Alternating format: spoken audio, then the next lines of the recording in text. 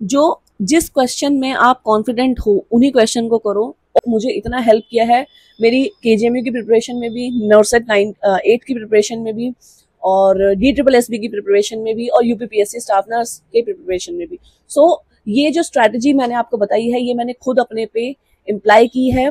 Hi everyone, welcome back to my channel. तो मेरा नाम प्रियांशी शर्मा है। आई होप आप सब लोग बहुत अच्छे होंगे और बहुत अच्छे से अपने एग्जाम की प्रिपरेशन कर रहे होंगे। तो अभी बैक टू बैक बहुत सारे एग्जाम्स हैं।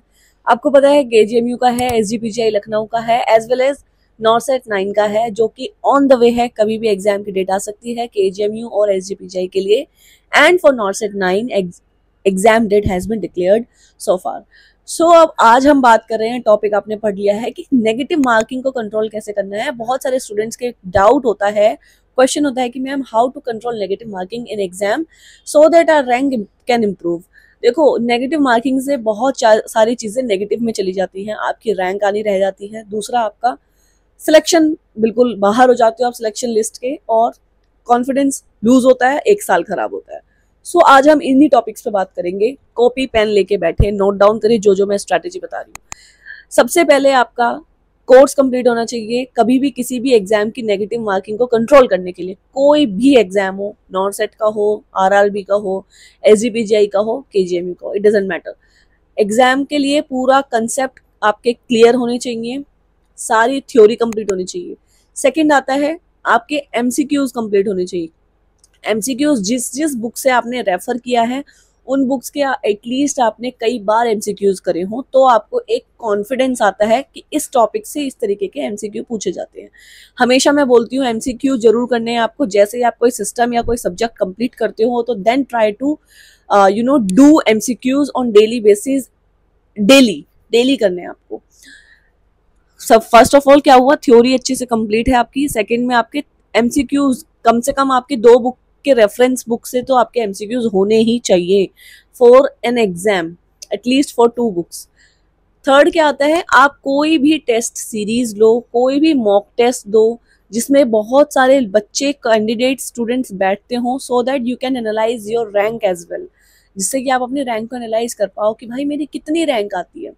तो ये 3 चीजें बहुत इंपॉर्टेंट होती है किसी भी एग्जाम में नेगेटिव कंट्रोल करने के लिए। थर्ड, अब हम आते हैं फोर्थ चीज पे।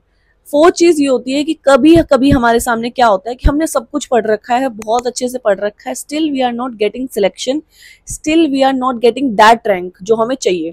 तो आप क्या कर रहे हो, और कई बार ऐसे होता है कि पेपर में, क्वेश्चन पेपर में एक ऐसा टॉपिक पढ़ लिया आ गया है जो हमने या तो नहीं पढ़ा है, या फिर वो टॉपिक पढ़ा भी है, स्टिल हमें वो क्वेश्चन समझ में नहीं आ रहा है। So skip that question please guys, उसको क्वेश्चन को स्किप कर दो। अदर देन दैट उससे कुछ नहीं होने वाला। उसको अटेम्प्ट करके आओगे आप ना, उसको आप अटेम्प्ट करके आओगे तो आपका नेगेटिव में ज्यादा जाएगा रैंक, और क्वेश्चंस गलत होगा वो पक्का पक्का, वो क्वेश्चन पक्का गलत होगा, सही में से ले डूबेगा आपको। तो कभी भी ऐसा होता है तो उसको स्किप कर दो। और जब भी आप कोई भी डेली टेस्ट देते हो उसमें जितने आपके गलत होते हैं, जितने आपके सही होते हैं, प्लीज उनको राइट डाउन करो।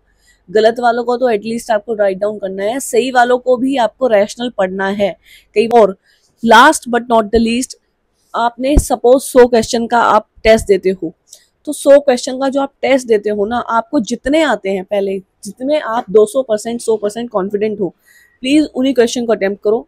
फिर क्वेश्चन काउंटिंग करो, आपको लगता है कम है तो आप 5-7 और कर सकते हो, लेकिन उसमें भी आपको एक्यूरेसी होनी चाहिए, एटलीस्ट 50% एक्यूरेसी होनी चाहिए। कि 2 आपको ऑप्शन में डाउट है तभी उनको भी आपको अटेम्प्ट करना है, अदरवाइज उनको अटेम्प्ट मत करना, नहीं तो आपकी रैंक बहुत पीछे चली जाएगी। ट्रस्ट मी गाइज, ये हैक मुझे इतना हेल्प किया है मेरी केजीएमयू की प्रिपरेशन में भी, नॉर्सेट 8 की प्रिपरेशन में भी, और DSSB की प्रिपरेशन में भी, और यूपीपीएससी स्टाफ नर्स के प्रिपरेशन में भी। सो ये जो स्ट्रैटेजी मैंने आपको बताई है ये मैंने खुद अपने पे इम्प्लाई की है, तभी मेरा सिलेक्शन इतनी ज़्यादा एग्जाम्स में हुआ है।